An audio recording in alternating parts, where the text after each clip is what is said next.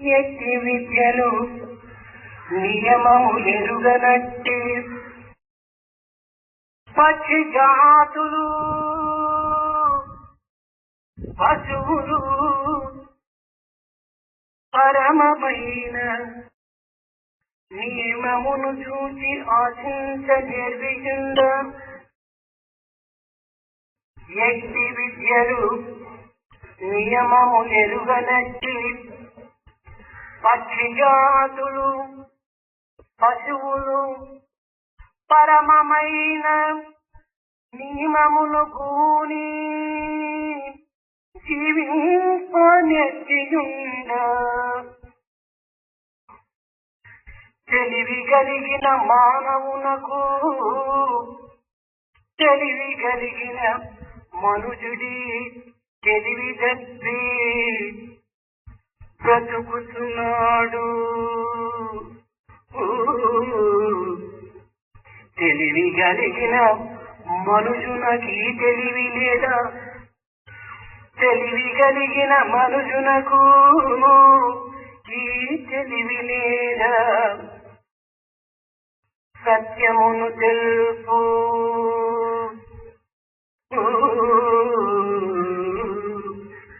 సత్యమును తెలుపు బాట ఈ సాయి మాట. సత్యమును తెలుపు బాట ఈ సాయి మాట. The world of birds, the world of animals, and the like have no formal education whatsoever, have no knowledge of basic rules that ought to govern their life.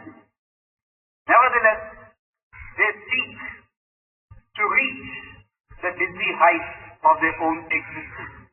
They aspire to learn and know in a spontaneous way their goal and destination. As against this, what of man? Man is innately endowed with that spark of intelligence wherein he could come to grips with knowing the purpose and substance of his existence.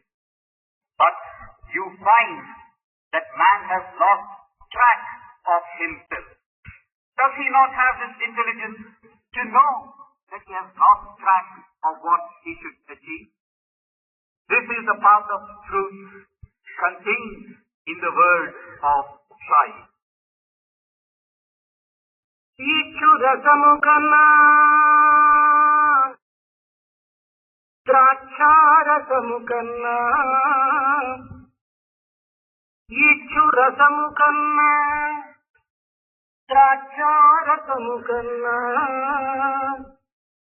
పువ్వు కన్నా పాప నవ్వు కన్నా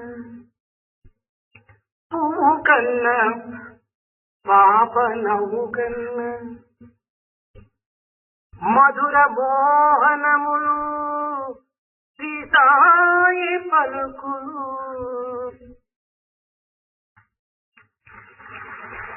శాంతి ప్రేమదాయి సత్య Sai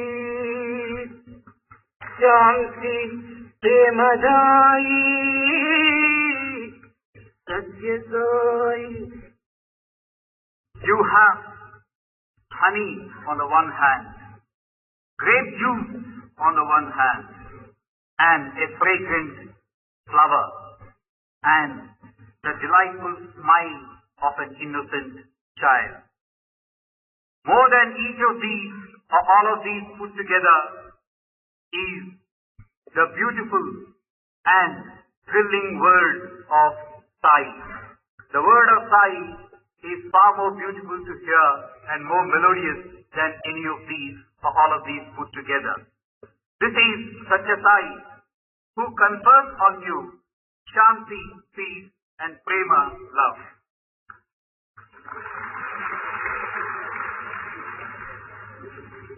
అధ్యాపకులారా, Teachers, సర్వజీవుల ప్రేమనే సర్వేశ్వర సేవ. service of God consists in having love towards all forms of life. సర్వరసముల సారమే కరుణారసం. And the essence of all types of juice is the juice of mercy or compassion. సర్వమతముల ధర్మమే చిత్త నైర్మల్యము. And the role of all religions is cleansing one's heart. సర్వ సాధనల యొక్క గమ్యమే శాంతి సౌధం. And the destination proper of all sadhanas is to reach the destination of peace. ఆరోగ్యమునకు ఆహార శుద్ధి ఎంత అవసరమో, ఆనందమునకు మానసిక శుద్ధి కూడాను అంత అవసరం. For you to have a healthy body, the food that you take should be pure. So also, the mind should be pure so that your life itself becomes a healthy one. For you to have bliss, the mind should be pure. దారి తప్పి నడిచిన మానవునకు కాయమునకు ఎన్ని అవస్థలు అనుభవించవలసి వస్తుందో, నీటి తప్పి నడిచిన మానవును జాతికి అపకీర్తి తెచ్చిన వాడవుతాడు. One who has lost track of his path is subjected to untold misery and sorrow.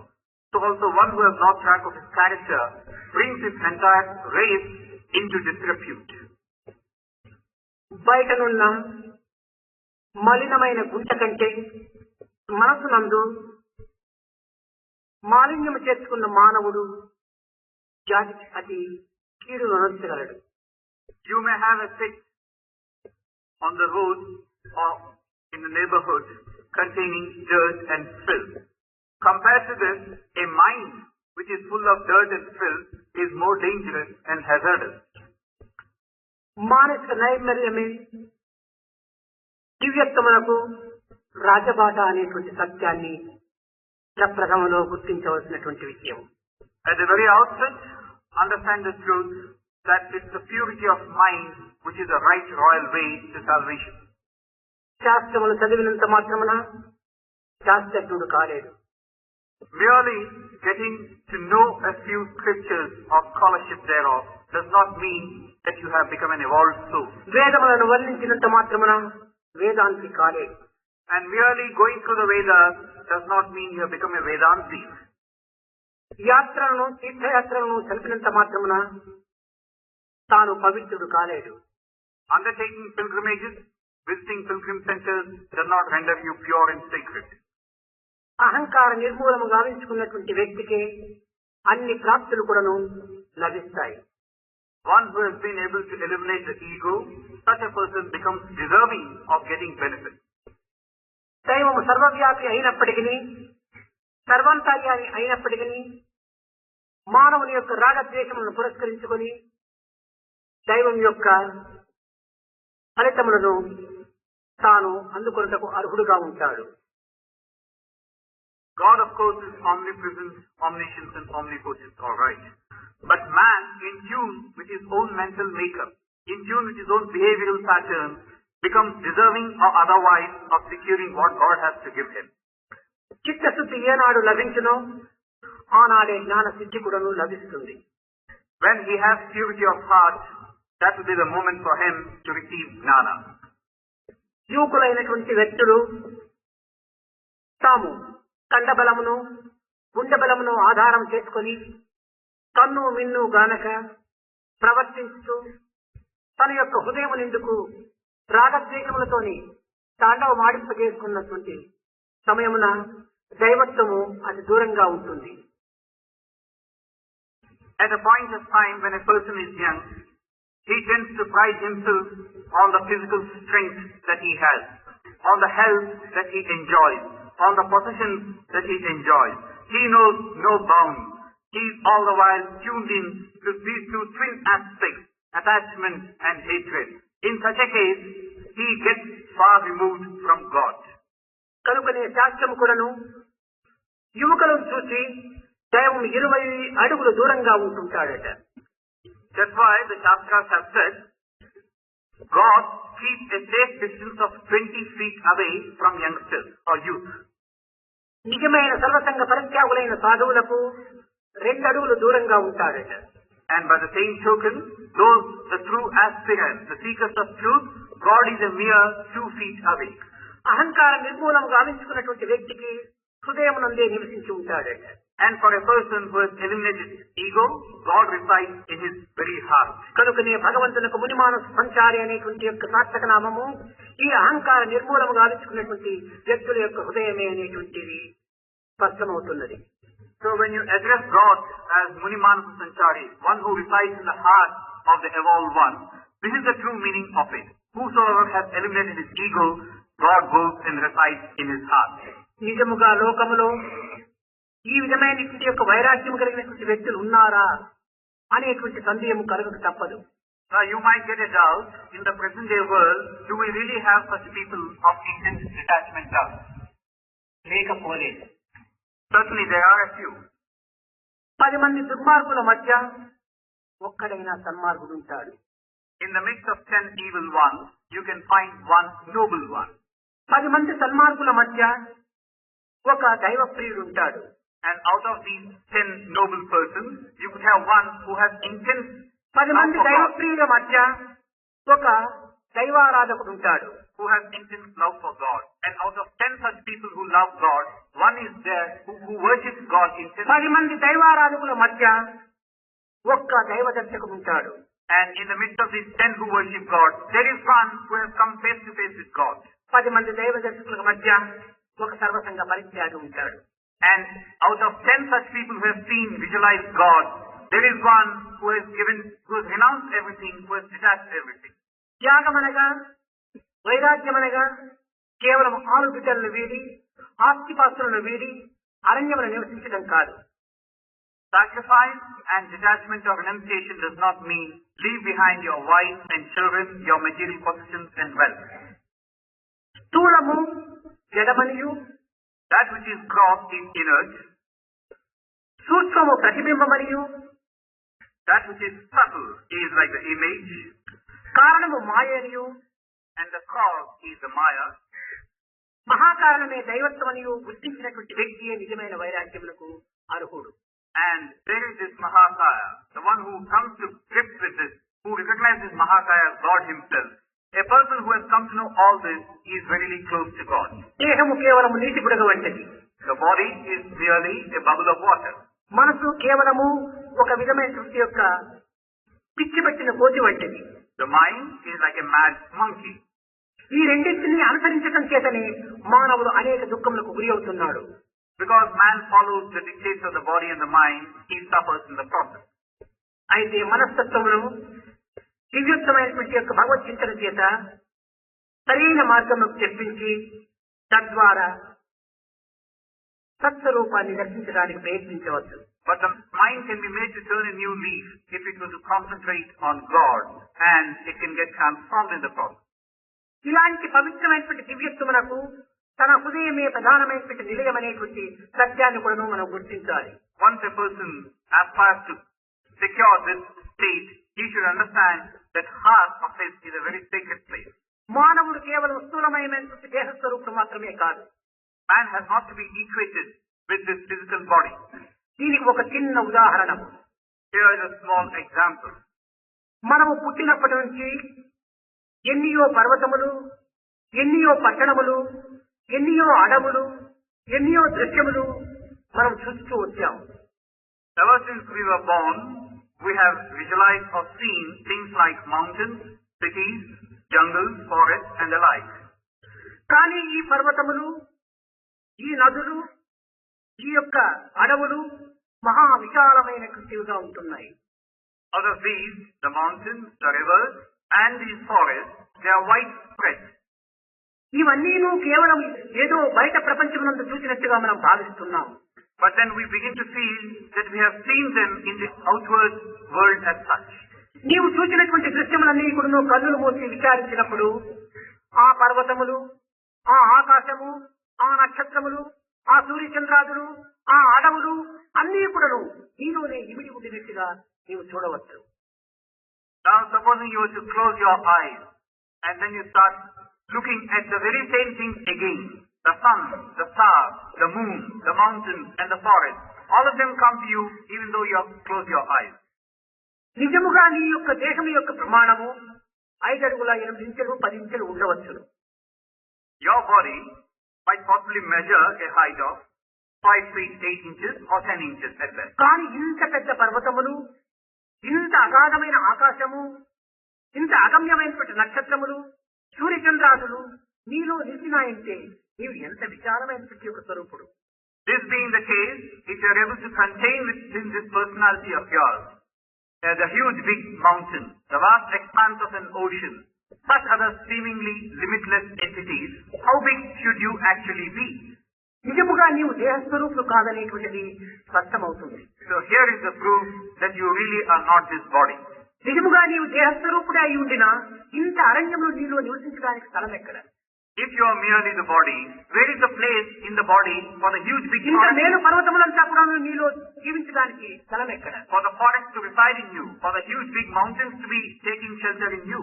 కేవలము అణురణీయాన మహతో మహీయానని ఘనమైనటువంటి యొక్క మానవత్వము అల్పత్వమైనటువంటి దేహోపాధి యందు నిమజ్జనం చేత నీవు అల్పత్వుడుగా నీవు భావిస్తున్నావు.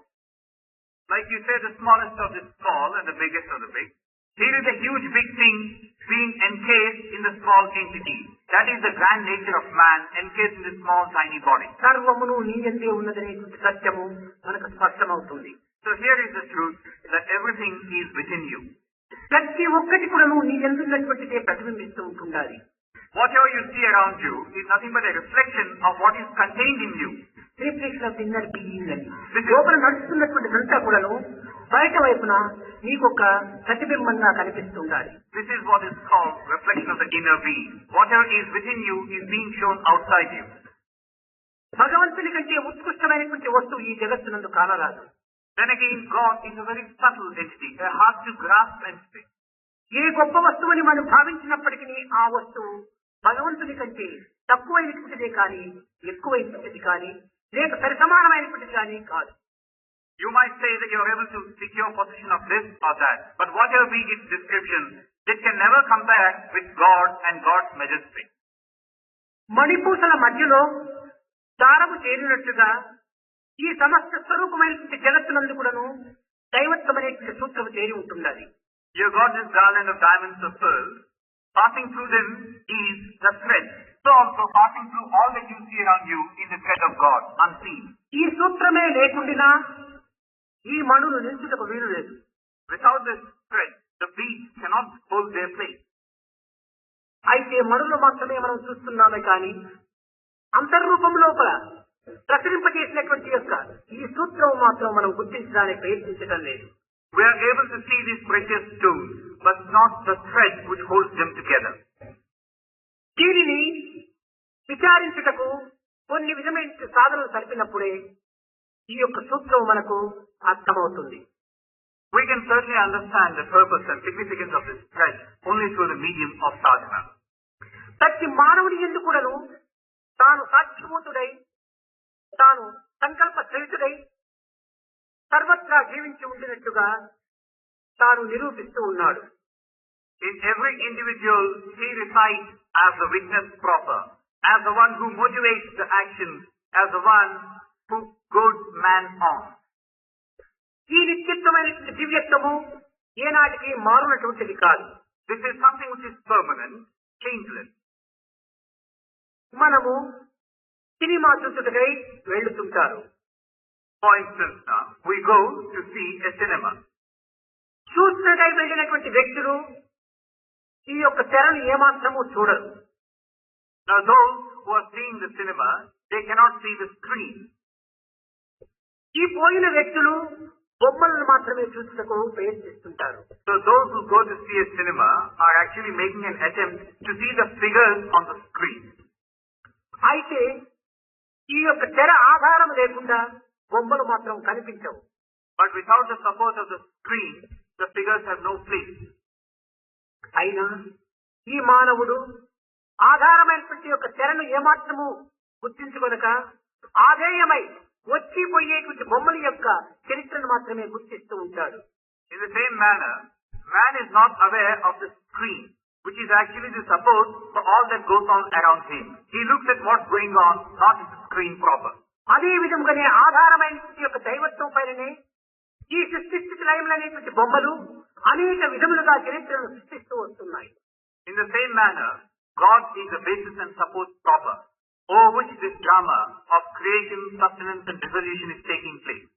ఈ జనన మరణాదుల యొక్క మధ్య ఉన్నటువంటి యొక్క కష్ట నష్టముల యొక్క తత్వములను మాత్రమే గుర్తిస్తున్నానే కానీ ఈ అన్నింటికి ఆధారమైనటువంటి యొక్క సరే ఏమిటి అనేటువంటి దానిని ఎవరు కూడా విచారించడం లేదు. And as this process goes on, we are conversant and know things like suffering, joy, gain, loss. But we do not know the basis of it all. ఇట్టి ఆధార తత్వమును గుర్తించుకునేటువంటి వ్యక్తియే ఆత్మదర్శకుడు అని చెప్పవచ్చు. So the Atma Darshaka, one who comes to realize his Atma, is one who looks at the support of all that's going on. జగత్తంతా కూడాను కేవలము అభిమానం పైనను మమత్వం పైనను ఆధారపడి ఉంటుండాలి. All that goes on in the world around you can be brought down to two things. One, a sense of attachment, and a second, desire. చిన్న ఉదాహరణ, A small example. మన ఇంటిలో పిల్లిని కోడి పిల్లను పెంచుతూ వచ్చాం. In our house, we have two pet creatures. One is a cat, the other is a hen. ఈ పిల్లి తన కోడి పిల్లని భుజించినప్పుడు యజమానుడు అతి క్రోధముచే పిల్లిని హింసించుటకు ప్రయత్నిస్తాడు. Supposing it transpires that the cat has made a delicious meal of this hen, the owner is not going to keep quiet. He would like to punish the cat. అయితే అదే పిల్లి తన ఇంటి అందున్నటువంటి ఎలకలను బట్టి భుజించే సమయంలో బేస్ బేస్ అంటాడు ఈ యజమానుడు. But the very same cat, instead of having a go at the hen, has a go at a mouse or a rat and makes a meal of it. The owner is immensely pleased and praises the cat. ఈ రాగమునకు ఈ దేశమునకు అభిమానమే మూల కారణం. So either for his displeasure or his pleasure, it is this abhiman which is కోడి పిల్ల నాది అనేటువంటి అభిమానమే పిల్లి పైన వచ్చిన కోపములకు కారణం. which is responsible. Like the man feeling that this hen belongs to me, so he gets angered with the cat. ఎలక నాది కాదు అనేటువంటి దురభిమానమే దానిని చంపినందుకు ఉత్సాహం అనేటువంటిది ఉప్పొంగింపు చేసుకోవటానికి ఇది దురభిమానం. By the same token, rat or mouse is not mine, so he feels happy if it's gone. ఏ తర్వాత అభిమాన దురభిమానములకు మానవుని యొక్క ఇచ్చ అయిచ్చలే కారణము. So either for his attachment or otherwise, it's man's liking or disliking of a thing which is responsible. కనుక అన్నింటి ఎందుకును అభిమానం మనం అభివృద్ధి పరుచుకున్నప్పుడు ఎంతైనా కూడాను విచారత్వం మనలో పెరుగుతుంది. So in the same manner, if you have this likeness for something, then you can really broaden your outlook. మానవుడు ఏ చిన్న కార్యమును సాధించవలనను దాని నందు ఆకాంక్ష, బలమైనటువంటి ఆకాంక్ష ఉండాలి. Supposing man wants to undertake a task and be successful, he should have that intense yearning, intense strength and purpose to achieve that success. దీనిలో ఒక విద్యా విషయాన్ని మనం ఆధారంగా తీసుకుందాం. To illustrate this, we can take this example from the education system. విద్యా విధానమునందు విద్యార్థికి నేను ఇందులో విజయం సాధించాలి అనేటువంటి యొక్క ఆకాంక్ష అతి బలమైన స్థితిగా ఉంటుండాలి. Like for instance, a student feeling that he must do well in the studies that he is undertaking. ఈ ఆకాంక్ష వల్లనే తాను తీవ్రమైన కృషి జరపడానికి పూనుకుంటాడు. Because of this intense purpose on his part, he spares no effort from his side. అందులో విజయం సాధించిన ఆ విజయం యొక్క ప్రభావం చేత అనేక విజయాలు కూడా సాధించడానికి ప్రయత్నిస్తాడు. Once he is successful, he aspires to secure greater and greater success. దీన్ని ఆంగ్ల భాష యందు సక్సెస్ బిగెట్ సక్సెస్ అన్నారు. This is what is said in the English language. Success begets success. ఈ యొక్క కార్యమునందు అపజయమునే తాను అందుకొనినా ఇంకా అన్నింటికంటే అధికంగా కృంగిపోతాడు. On the other hand, if you were to prove to be a failure, he gets dejected and depressed. ఈ అపజయము చేత ఇంకా అనేక అపజయాలను కూడా తాను ఎదుర్కోవాల్సి వస్తుంది. And one such failure will only bring more failure in its wake. కనుక మొట్టమొదటనే అపజయమునకు అవకాశం లేకుండా జయాన్ని సాధించేటువంటి యొక్క కాంక్షను విద్యార్థులు యందు మొట్టమొదట బలపరచవలెను అధ్యాపకులు. So the teachers should strengthen this resolve in the students that the very first attempt they make should be a successful one. ఈ అధ్యాపకులలో మూడు రకములైనటువంటి అధ్యాపకులు ఉంటున్నారు. Amongst the teachers again, one could distinguish three different types of teachers. నిరంతరము కూడాను విద్యార్థుల పైననో లేక మిగతా అధ్యాపకుల పైననో ఇంకే విధమైన సమస్యల పైననో నిరంతరము కంప్లైంట్. ఈ కంప్లైంట్ చేసేటువంటి యొక్క అధ్యాపకుడు అతి లో క్లాస్ కు చేరినటువంటి వాడు. The first category of teachers is that where the teachers tend to complain against the students, against the other teachers, and against the management or the organization. All their time is spent in complaining. తద్వారా విద్యార్థి యొక్క ఉత్సాహం అనేటువంటిది అడుగంటిపోతుంది. This is the low class, as we might call it. As a result, the enthusiasm of the students also gets diminished. This person is a bad one. That is their opinion, the student's opinion. ఇంకా రెండవ అధ్యాపకుడు ఎట్లాంటి వాడంటే explain చేస్తూ వస్తుంటాడు. ప్రతి విషయాన్ని కూడా చాలా వివరంగా వివరించి అనేక విధములుగా ఈ విద్యార్థులకు బోధిస్తుంటాడు. The second type of teachers are those who make all attempts to explain again and again and try and make the students understand a thing in the best possible way. తద్వారా విద్యార్థికి కొంతవరకును బలం ఏర్పడి తాను ముందుకు పోవడానికి ప్రయత్నిస్తాడు. So the students also get strengthened in their resolve and they make an attempt to move forward.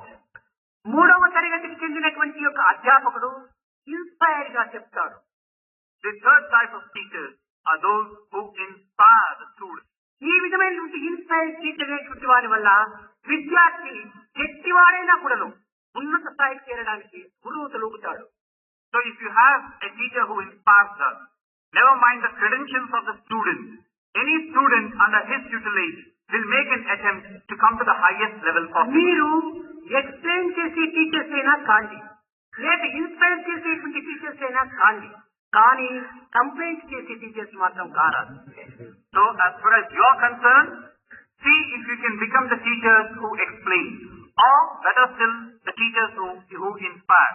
But for heaven's sake, don't become teachers who complain. Inspire చేసేటువంటి teachers గా మనం తయారైనప్పుడు ఎలాంటి నిరుత్సాహములకు గురి అయినటువంటి విద్యార్థినైనా కూడాను ఉత్సాహంతో ఉన్నత స్థాయిలో విజయాన్ని సాధించేటువంటి యొక్క వీరుడిగా మనం తయారు చేయొచ్చు. If we are the teachers who inspire, the student could be in a state of depression. He is one who is a fatalist. But still we can bring him up from that level of dejection and make him outstandingly successful. కనుక మొట్టమొదట విద్యార్థికి ఈ విజయం పైన తీవ్రమైన బలమైన ఆకాంక్షను కలిగించేటువంటి వారిగా తయారు కావాలి. So what you must now become such that you inspire and make the students achieve the highest degree of success. రెండోది ఉత్తమమైన ఉన్నతమైన ఒక విధమైన కోరికలు పిల్లలలో అభివృద్ధి పరచాలి. And after this comes this other aspect. Try and show a lofty ideal or aim to the student. పిల్లల యందు పెద్దలను చూసి వారి ఆదర్శాలను అందుకోవటము ఇది సహజమైన వాడుక. Now it's a commonplace thing. The students tend to imbibe by their observation of the teachers. అయితే తనకంటే అధమమైనటువంటి యొక్క పిల్లలను అనుసరించడం కానీ ఒక విధమైనటువంటి యొక్క ఆదర్శంగా తీసుకోవటం కానీ ఉండకూడదు. But it should not be a case of having as an ideal who is inferior to oneself. కోరికలు తనకంటే ఉన్నత స్థాయిలో ఉండినటువంటి వారితో కోరికలు చేసుకోవటాన్ని పిల్లలకు నేర్పాలి. Now you must try and inculcate this sense in the students, that they begin to compare themselves with someone who is superior to him. విద్యారంగమున కానీ లేక రాజ్య పరిపాలన యందు కానీ లేక ఆధ్యాత్మిక రంగమునందు కానీ ఇంకే వైజ్ఞానిక రంగమునందు కానీ లోకములో ఒక విధమైన ఉత్తమ పేరును ఆర్జించి ఆదర్శవంతమైనటువంటి యొక్క వ్యక్తులుగా తయారైనటువంటి వారి యొక్క చింతనలు పిల్లలను అభివృద్ధి పరచాలి.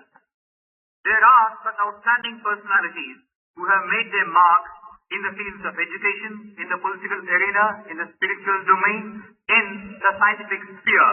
Try and show such ideals to the students so that they think constantly of such people. Science లో ఐన్స్టీన్ మహా ఉత్తముడు. For instance, if you look at science, Einstein is an outstanding సాధన యందు రామకృష్ణ పరమహంస, వివేకానంద, తులసిదాస్, రామదాస్, తుకారాం ఇలాంటి మహా ఆదర్శవంతమైన యొక్క వ్యక్తులను తాను కంపేర్ చేసుకుంటూ రావాలి, పోలిక చేసుకుంటూ రావాలి. In the scientific sphere, someone like Einstein is an outstanding example. In the spiritual domain, you have people like Ramakrishna Paramahamsa, Vivekananda, Tulsidas, Tukaram, and such other illustrious ones. రాజకీయ రంగమునందు దేశం యొక్క దాస్యత్వాన్ని దూరము గావించి దివ్యమైనటువంటి యొక్క తన స్వతంత్రమైనటువంటి దేశంగా ప్రాప్తి చేసేందుకు గాంధీ అనేక విధములైనటువంటి పాటలు పడ్డాడు. కనుక గాంధీతో మనం పోలిక చేసుకుంటూ రావాలి. Or take the political sphere. Here is a person who removed the bonds of slavery of a country and who showed them the path to freedom and independence. This person is Gandhi. So give him as an example. కనుక విద్యా రంగమునందు, ఆధ్యాత్మిక రంగమునందు, లౌకిక రంగమునందు, వైజ్ఞానిక రంగమునందు మహా ఉత్తమమైనటువంటి వారితో మనం పోలికలు చేసుకుంటూ వచ్చి మనం కూడా అలాంటి ఉత్తమమైనటువంటి వారిగా తయారు కావాలనేటువంటి ఉత్సాహము పిల్లల్లో కొంతవరకు లభించడానికి అవకాశం ఉంటుంది. So in any of these fields of human endeavor, you have such outstanding examples. Show these examples to the students so that they'll be inspired to follow in the footsteps of such people, and thereby they also can progress and prosper. ఈనాటి విద్యార్థుల యొక్క గదుల యందు ఎలాంటి చిత్రములు ఉంటాయో మీకు తెలుసు. Now you know only too well the types of photos that adorn the walls of the students' room. అసభ్యమైనటువంటివి, అసహ్యమైనటువంటివి, అవినీతి అయినటువంటి యొక్క పిక్చర్స్ ను పెట్టుకొని వారు నిరంతరము దాన్ని చూస్తుంటారు. They tend to have on their walls pictures which are totally obscene, revolting, repelling, and they look upon these with awe. కనుక ఈ విద్యార్థుల యొక్క గృహమునందు, గదుల యందు, తాము చదివేటువంటి యొక్క గదుల యందు పవిత్ర ఆదర్శవంతమైనటువంటి యొక్క వ్యక్తుల యొక్క చిత్రములు తగిలించుకునేటువంటి యొక్క దీనికి కూడాను అధ్యాపకులు బోధించాలి. So now the teachers must tell the students that these are not the photos which they should have. Have photos of those persons or personages who deserve your adoration. ఇంకే విధమైనటువంటి దైవ చిత్రములైతే కూడాను దానిలో నిర్మించుకోవాలి. Or have the photos and pictures of the different forms of వాటిని God. చూసినప్పుడు వీరి భావం కూడాను అతి ఉన్నత స్థాయికి పోవాలనేటువంటిది పిల్లలలో సహజంగా కలుగుతుంది. The different forms of God. When they look at these photos, they also tend to feel that they must do likewise. They must try to strengthen their own. పిల్లల యొక్క హృదయములు సున్నితమైనటువంటివి, శుద్ధమైనటువంటివి. After all, the heart of the student is innocent and pure. ఏ విధముగా అనగా లాయర్ను చూసినప్పుడు మనకు case జ్ఞాపకం వస్తుంది. Like for instance, when you look at a lawyer, you think of a case. డాక్టర్ను చూసినప్పుడు రోగము జ్ఞాపకం వస్తుంది. When you look at a doctor, you think of a disease. టెంపుల్ను చూసినప్పుడు దైవం జ్ఞాపకం వస్తుంది. When you see a temple, you think of God. అదే విధముగానే ఆదర్శవంతమైనటువంటి వ్యక్తులను చూసినప్పుడు అట్టి ఆదర్శం లేమని ఎందుకు జ్ఞాపకం వస్తాయి. In the same manner, if you were to look at ideal people, you also look at the ideals they have stood for. కనుకనే విద్యార్థులు చదివేటువంటి గదులు యందు కంపేర్ అనగా వాళ్లకు ఒక విధమైనటువంటి పోలికలు సంబంధమైనటువంటి యొక్క చిత్రములను తగిలించుకునేటువంటి యొక్క విధానాన్ని అధ్యాపకులు బోధించాలి. So the teachers must teach the students what type of photos and pictures they should have on their walls of the room. మూడవది ఉన్నత ఆశయం. Then we come to the third aspect, a high, lofty aim or ambition or ideal. ఇక్కడ మన యొక్క ఆశయము ఉన్నతముగా ఉండినప్పుడే ఈ ఆశయానికి తగినటువంటి ఉన్నత ప్రయత్నములు కూడా మనం జరుపుతాం. If your aim is lofty and high, your effort also will be in keeping with that. Not failure but లో ఎయిమింగ్ క్రైమ్ అన్నాడు. Not failure, but a low aim is a crime that means. మనం వెంటబడి కుంటినక్కను కొట్టేదానికంటే గురి తప్పిన గురినే కొట్టమన్నాడు. Rather than chase and hit a lame jackal or a fox, it has been said it's better that you aim at a tiger and miss it.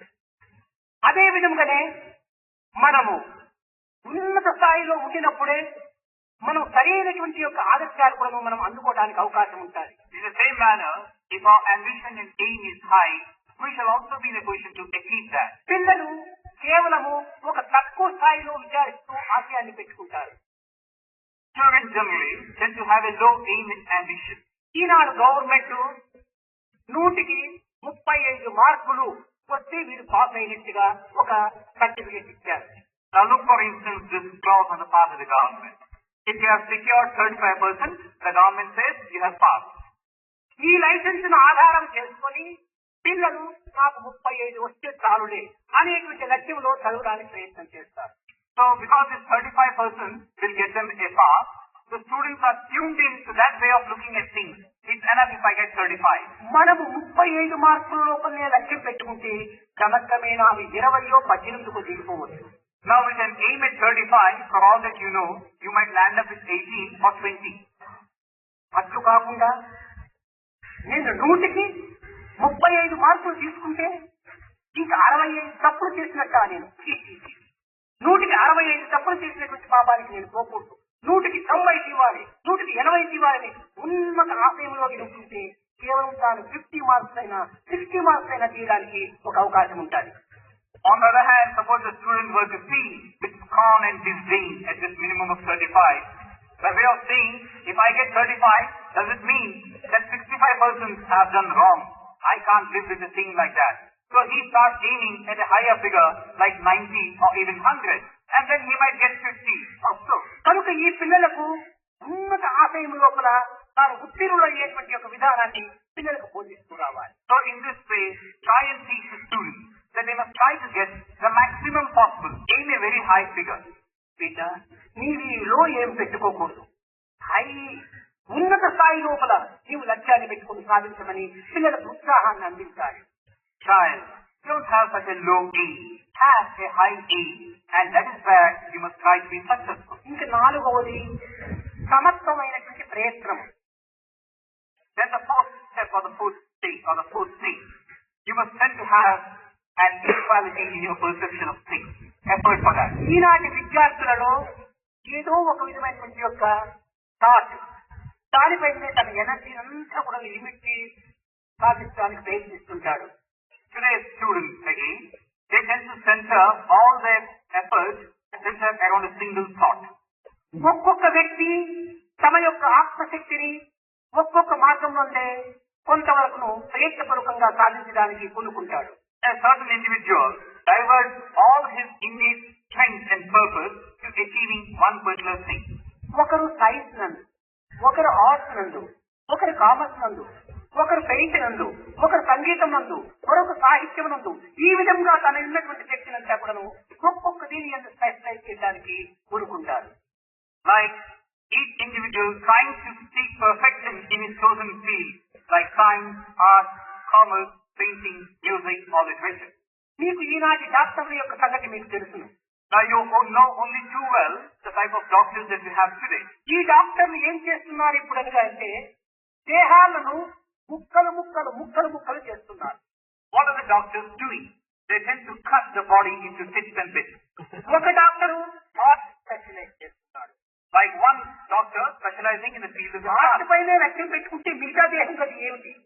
He specializes on the heart proper. What about the rest of it? ఇంకొకడు blood specialise చేస్తున్నాడు. A second doctor specializes in the blood. Heart లేకపోతే blood specialise చేస్తే ప్రయోజనం ఏంటి? Now you don't look at the heart, you want to specialize in the blood. ఇంకొకడు bone specialise చేస్తున్నాడు. Then you have a third one specializing in the bone, perfect to the bone. మరొకడు brain specialise చేస్తున్నాడు. A fourth one, the brain part of it. ఈ specialise అనటం వల్ల ఏమైపోతుంది? దేహాన్నంతా ముక్కలు చేసి కేవలం జీవితమే లేకుండా చేస్తున్నారు. In this sort of specialization, what they are really doing is cutting down the body into bits and bits and no meaning at all to it. అదే విధంగా ఈనాటి విద్యార్థులు కూడాను ఇంజనీరింగ్ పోవాలి, మ్యాథమెటిక్స్ ప్రధానము, దానిపైన లక్ష్యం పెడుతున్నారు. In the same manner, the students of today, I want to study engineering, so mathematics is the subject I must do. Medical పోవాలి, ఫిజిక్స్ బయాలజీ కావాలి నాకు అని దానిపైనే ఒక స్పెషలైజ్ చేస్తున్నారు. Or I want to go to the medical field, so maybe physics and biology is what I must study. ఈ విధంగా చేస్తే తాను ఉత్తీర్ణుడు ఎచ్చగాగలడు. Now if this is the purpose, how can he be successful in the true sense? ఒక చిన్న ఉదాహరణ. Here again, a small example. పాత్రలో నీరన్నీ కారిపోవాలంటే 10 చిల్లులు పడుతున్నక్కర్లేదు, ఒక్క చిల్లు ఉంటే చాలు కారిపోతుంది. If the water contained in a container has to be drained off, you don't have to drill 10 holes. One hole would do. నీకు 3 సబ్జెక్టులు తీసుకున్నావు, PCM అంటావు, ఫిజిక్స్, కెమిస్ట్రీ, మ్యాథమెటిక్స్ అంటావు. Like you have chosen a combination of 3 subjects, PCM. ఇంకా దీనికి common ఇది ఒక English కూడా ఉంటాడు. Physics, chemistry, mathematics, and maybe you will study English also. ఇందులో ఏదో ఒక్కదానిపైన నీవు లక్ష్యం పెట్టి పాస్ చేస్తే మిగిలినటువంటి దాంట్లో ఫెయిల్ అయిపోతే నీవు పాస్ అనేటువంటి డిగ్రీ ఏది తినపడగలవు. So supposing you concentrate only on one of these subjects and pass, but you have failed in the others, how can you be declared to have been successful? నాకు mathematics లో 90 వస్తే చాలు అనుకుంటుంటావు. Now you say it's enough if I get 90% in mathematics. Mathematics లో 90% వచ్చి physics లో 16% వస్తే నువ్వు pass ఇట్లా అవుతావు. You get 90% in mathematics, but in physics you have got only 16. How can you be passing? కనుక ఈ PCM అనేటువంటి దాంట్లో ఫిజిక్స్, కెమిస్ట్రీ, మ్యాథమెటిక్స్, ఇంగ్లీష్ అన్నింటి ఎందుకు సమర్థమైన మార్క్స్ కావాలి. అప్పుడే నువ్వు సరి అయినటువంటి డిగ్రీని పొందినటువంటి వాడు అవుతావు. So you must have the same measure of success, a high one at that, in all these subjects of physics, chemistry, math and English. Then you will be declared to have been successful. అదే విధంగానే విద్యార్థులకు మనం సమర్థమైనటువంటి ఏమిటి, గృహమునందు కానీ, సమాజమునందు కానీ, బజారునందు కానీ, market నందు కానీ, స్కూల్ నందు కానీ, హాస్టల్ నందు కానీ నీవు సమర్థమైనటువంటి డిసిప్లిన్ అనుసరించాలి అనేటువంటి బోధను విద్యార్థులకు బోధిస్తూ రావాలి. This is the equality of purpose that you must get. In the same manner, the students have to be told, wherever they are moving, be it in the house, in the marketplace, in the bazaar, in the hostel, they should have a certain way of behaving themselves. అన్ని సబ్జెక్టులు ఎందుకు కూడాను ఉన్నత శ్రేణిలో ఉత్తీర్ణమయ్యేటువంటి దానికి తగిన ఉత్సాహాన్ని పోషించాలి. Bound to a certain discipline as such. In all the subjects, you must achieve the same success. That's important. ఈ విధంగా కాకుండా ఏదో ఒక సబ్జెక్టు నందు మాత్రమే మనం అధికంగా బోధిస్తే ఈ పిల్లవాడు ఉన్నత స్థాయిని అందుకోలేడు.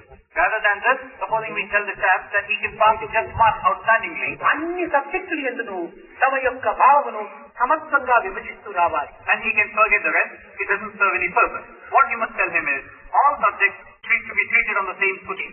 ఇంకా 5వది జ్ఞాపక శక్తి. Now we come to the 5th of these things, memory power.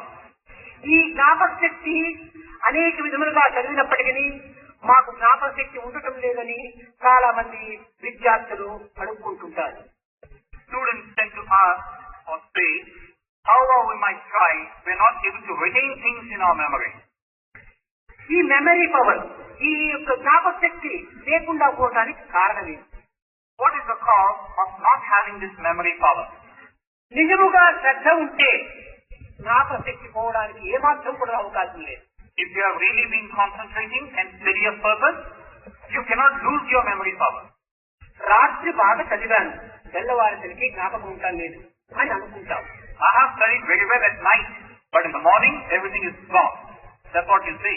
రాత్రి చదివినటువంటి యొక్క పాఠములు తెల్లవారేటప్పటికీ మర్చిపోతున్నాం. కానీ 10 సంవత్సరముల పూర్వము విన్నటువంటి సినిమా పాటలు మర్చిపోవడం లేదే. Now here is a case where you have studied something at night and the following morning you have forgotten. Contrast this against this.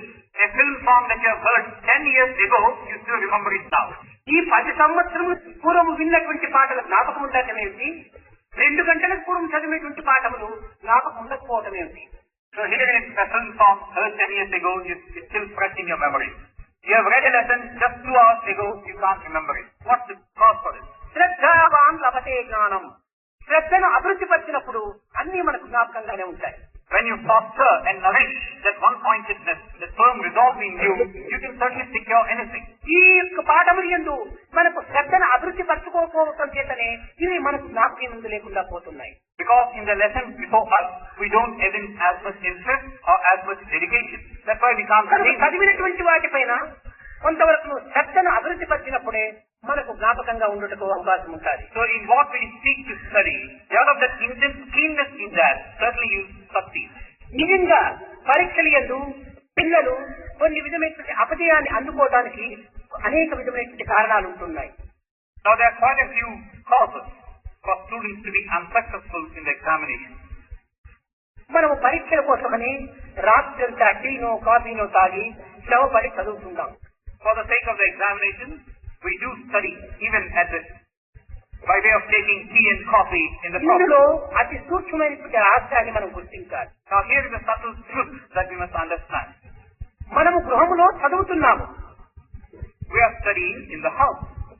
Examination హాల్లో మనం చదువుతున్నామా, రాస్తున్నామా? In the exam hall, are we writing or are we reading or studying? We are writing. కనుకనే ఆ రాసేటువంటి అభ్యాసము మన ఇంటిలో కూడా రాయటం అనేటువంటి అభ్యాసం చేసుకోవాలి. So because you have to write in the exam hall, you must practice writing in the house. ఏమి చదివినామో దానిని నోట్బుక్ లో రాయడానికి ప్రయత్నం చేయాలి. What we have studied, make a habit of writing it in the notebook. చదివే సమయంలో కూడా కొన్ని పాఠములు మనకు చక్కగా అర్థం కాదు, వ్రాస్తూ ఉంటే చక్కగా అర్థం అవుతుంటాయి. There may be a few lessons which you cannot understand at the time of reading, but transcribe them, write them in the book, you'll understand them better. కనుక మనకు సరి అయినటువంటి అర్థం కావాలంటే చదివిన దాన్ని మనం రాస్తూ రాస్తూ రాస్తూ కాగితములు నష్టమైనా పర్వాలేదు, టైం వేస్ట్ చేయదు. So if you really want to understand what you have studied, spend your time in writing and writing. Never mind the wastage of loose sheets of paper, but the time should not be wasted. కనుక మనం పరీక్షలలో దేనిని అనుసరిస్తున్నామో దానిని మనం ఇంటిలో కూడా అనుసరించాలి. So what you are doing in the exam hall, in the exam, that you must do at home. ఈ ఇంటిలో మనం రాయటము చదవటము రెండు కూడా మనం ప్రాక్టీస్ చేసినప్పుడే ఎగ్జామినేషన్ హాల్ లోపల మనం రాయటం లోపల ఉత్తీర్ణులు కావటంలో ఎట్టి సందేహం ఉండదు. So if at home you practice reading and writing also, then you will be successful in writing in the exam. కనుక ఈ సత్స్వరూపమైనటువంటి యొక్క మార్గములను మనము చక్కగా పిల్లలకు బోధించినప్పుడు ఈ యొక్క భౌతిక విద్యను ఎందుకును ఉన్నత స్థాయిని అందుకొనటలో ఎట్టి సందేహం ఉండదు. This is then the sixfold way that you must show to the students, so that they will be successful even in things pertaining to the material existence of ours. విజయం పైన బలవత్తరమైనటువంటి ఆకాంక్ష మొదటి. So first one, summarize. To attain success at any cost, the deep keenness and desire and aspiration. ఉత్తమ వ్యక్తులతో పోలిక చేసుకోవటం రెండవది. Second one, to compare with outstanding personalities and personations. ఉత్తమ ఆశయాలను హృదయంలో నింపుకోవటము మూడవది. Third, to fill our hearts with high, lofty aims and ideals. అన్ని సబ్జెక్టులు ఎందుకును సమత్వాన్ని వహించటము నాలుగవది. To have the same equality of purpose in all the subjects that we study. That's the fourth. శ్రద్ధ వల్లనే జ్ఞాపకశక్తిని అభివృద్ధి పరచుకోవటము ఐదవది. Fifth is, through this keenness and dedication, Shraddha, try to increase our memory పరీక్ష power. విధానాన్ని పురస్కరించుకొని ఇంటి ఎందుకును రాయటం ప్రారంభించడం ఆరవది. This is the fifth. And the sixth one is, keeping in tune with the requirements of the exam hall, following it up in the house by way of reading and ఈ writing. విధమైనటువంటి బోధనను బాల్యము నుండి కూడాను బాలబాలికలకు అధ్యాపకులు బోధించాలి. This is the sixth one. So these are the six things that we must teach our young boys and girls to achieve success. ఇంతే కాకుండా బాలబాలికలకు కేవలం పరీక్షలు వస్తున్నాయంటే ఏదో వారికి అన్నము దిగదు, నిద్ర రాదు, ఏమో భయంగా కూడాను వాళ్ళ జీవితాన్ని కాలం గడుపుతుంటారు. Not only this, the general mental makeup of the children at the time of exams is they can't relish food, they can't get sleep, they are caught up in a state of anxiety. పరీక్షలంటే పిల్లలకు భయం ఏమాత్రం కూడా ఏర్పడరాదు. But we should see to it that the students do not fear an exam. పిల్లలు ఎందుకు పరీక్ష అనేటువంటి భయము చేరిందా ఇంక వాళ్ళు ఏమాత్రం కూడా ఉత్తీర్ణులు కాలేదు. Once they have this fear of exam, they cannot be successful. బిడ్డ, ఈ పరీక్ష నీకు ఒక రక్ష అనేటువంటి ధైర్యాన్ని వాడు బోధించాలి. Child, this exam is a protection that's coming to you. This is what you must tell. ఎంత త్వరగా నీకు పరీక్షలు జరుగుతుందో అంత త్వరగా నీవు ముందు క్లాసుకు వెళ్తావు అనేటువంటి ఉత్సాహాన్ని వాళ్ళకి అందించాలి. The sooner your exams are over, the sooner you'll be going on to the higher class. Tell them this. కనుక త్వరగా పరీక్షలు రావాలి, త్వరగా నేను ఉత్తీర్ణులు కావాలి, ఉన్నత స్థాయికి చేరాలి అనేటువంటి ఉత్సాహాన్ని పిల్లల్లో అభివృద్ధి పరచాలి. So try and enthuse the students to look forward to the exam. Let the exams come. Let me be successful. Let me go on to the higher class. This should be their attitude. ఇంకా examination హాల్లో పోయిన తక్షణమే paper తీసుకుంటారు, మొదటి question చూస్తారు, గుండెలు కూలిపోతాయి. They go to the exam hall, pick up the question paper, and no sooner have they seen or glanced at the first question, they have collapsed. ఈ మొదటి క్వశ్చన్, ఈ క్వశ్చన్స్ కూడా ప్రిపేర్ చేసేటువంటి యొక్క మాస్టర్స్ కూడా చాలా క్రూయల్ గా ఉంటారు పాపం. మొదటి క్వశ్చన్ చాలా కష్టమైనటువంటిగా పెడుతుంటారు. So here again, those who set the papers, they are also cruel in a way. The first question invariably happens to be a very tough one. దీనిని చూసి ఇంకా దానిని ఆన్సర్ చేసే నిమిత్తమై యోచన చేసి రాసి కొట్టివేసి ఇంకా అనేక అవస్థలు పడి దీంతోనే ఒక అర్ధ గంట వేస్ట్ చేస్తారు. So they look at the first question, they dispatch spontaneously or instantaneously, Keep thinking of ways and means of answering that question. Write one version, write it off, write again, write it off, and waste more than half an hour in this process. ఈ విధంగా టైమును waste చేసి అతి సులభమైన questions కూడాను కాలం సరిపోకుండా చేసుకోవటం చేత fail అయిపోతున్నారు. In this way, they waste precious time and they can't get time to answer questions which are easy. కనుక ఆన్సర్ రాసేటువంటి విధానాన్ని పిల్లలకు చక్కగా మీరు బోధించాలి. So try and tell the students the way of answering a question. ఏ విధముగా అనగా మొట్టమొదటి paper అంతా చదవాలి. క్వశ్చన్ పేపర్ ఏది సులభంగా ఉంటుందో దాని నంబర్ పెట్టి దాని ఆన్సర్ రాసి చేయాలి. సులభంగా ఉండేటువంటి క్వశ్చన్స్ అంతా ఆన్సర్ రాసేది. తదుపరి కష్టమైన క్వశ్చన్లు యోచన చేసుకుంటూ కూర్చోవాలి. Like, don't stop at looking at the first question. Look through the entire question paper. Pick out those questions for which the answers are easy. Complete writing the answers to such questions. Then spend whatever time is left for those questions which are difficult to answer. కనుక మొట్టమొదట easy questions ప్రశ్నలను జవాబు రాసేటువంటి దానికి పిల్లలకు బోధించాలి. So try and teach the ways of doing a question paper task to the students. అయితే మొదటి question number వేసి 6వ క్వశ్చన్ నంబర్ ఆన్సర్ రాసే ప్రయోజనం లేదు. But then again, there is no purpose served if you put the question number 1 and answer pertaining to question number 6. కనుక నీవు 6వ క్వశ్చన్ కు జవాబు ఇచ్చేటప్పుడు 6 నంబర్ రాసి దాని జవాబు రాయాలి. So if you are answering question number 6, put that question number against which you are writing your answer. ఈ విధమైనటువంటి విధానాన్ని పిల్లలకు మన బాల వికాస్ గురువులు బాల్యం నుండే నేర్పిస్తూ రావాలి. This is the methodology of answering an exam paper that the Bal Vikas teachers must ఇదే try. విధంగా అనేక విధమైనటువంటి యొక్క మార్గంలో సులభ మార్గములంతా ఉంటున్నాయి పిల్లలకు విద్యను నేర్పడంలో. The Bal Vikas teachers must tell the pupils. In this way, there are many other ways of being successful in the examination. జీవితంలో అనేక విధములైనటువంటి యొక్క సమస్యలకు మనము గురి కావాల్సి వస్తుంది. In this life of ours, we have to be coming up against difficulties and problems of any number. ఏదో ఒక కార్యంలో మనం అపజయాన్ని పొందాం. Certainly, maybe we have failed in one or two. ఏదో ఒక విషయంలో మనకు దుఃఖానికి గురి అయ్యాం. And in a few cases, we have been against suffering and sorrow. ఏదో ఒక కార్యంలో అసంతృప్తికి మనము బానిసలయ్యాం. And in some other ways, we have incurred the displeasure and we are dissatisfied. అయితే దీనికి ఇంత కృషించిపోనక్కర్లేదు. But we don't have to feel dejected to that extent. ఏ కార్యమునైనా కూడా ఒక విధంగా దీనికి అపజయం కలిగిందంటే దానికి కొన్ని క్వశ్చన్స్ నేర్చుకుంటూ రావాలి. Supposing you have been unsuccessful in some attempt of yours, dealing with some walk of life of ours. మొదటి క్వశ్చన్ ఎందుకు? Then you must start asking some questions like, why have I been unsuccessful? ఏమిటి? What is it? ఎప్పుడు? When? ఎవరు? Who or whom? ఎక్కడ? Where? ఎట్లా? And why? ఈ 6 questions వేసుకుంటే ఈ 6 క్వశ్చన్స్ లోపల జవాబు చెప్పే లోపల మన యొక్క అశాంతి తీరిపోతుంది. So ask these 6 simple questions, answer them, your dissatisfaction disappears. నేను ఫెయిల్ అయ్యాను. ఎందుకు ఫెయిల్ అయ్యాను? క్వశ్చన్ వేసుకో. So I have failed. Why have I failed? ఈ క్వశ్చన్ వేసుకోవటం లేదు. నేను ఫెయిల్ అయ్యాను. నాకు టీచర్ నా పైన కోపంగా ఉన్నాడు. నా క్వశ్చన్ పేపర్ లో మార్క్స్ సరిగ్గా ఇవ్వటం లేదు. ఇంకా నా మార్క్స్ సరిగ్గా కూడినారో లేదో కనుక రీకౌంట్ చేయమని ఇంకా అది చేయమని ఇది అనేక రకాలుగా application పెట్టుకుంటుంటారు. Rather than ask a question, why I have failed, what do you do now?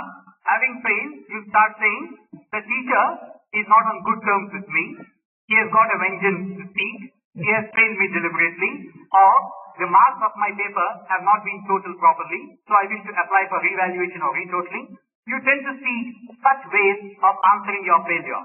ఈ విధంగా పోవడం చేత మానవుని యొక్క హృదయం అనేటువంటిది అల్లకల్లోలం అవుతుంది. అనగా డిప్రెషన్ అయిపోతుంది. Because you adopt such means, the result is dissatisfaction and sorrow. విద్యార్థికి డిప్రెషన్ డిసప్పాయింట్ అవకాశం ఇవ్వకూడదు. Depression and dejection. A student has no room for such things. కనుక మొట్టమొదట ఎందుకు నేను ఫెయిల్ అయ్యాను? So the first thing is, why have I failed?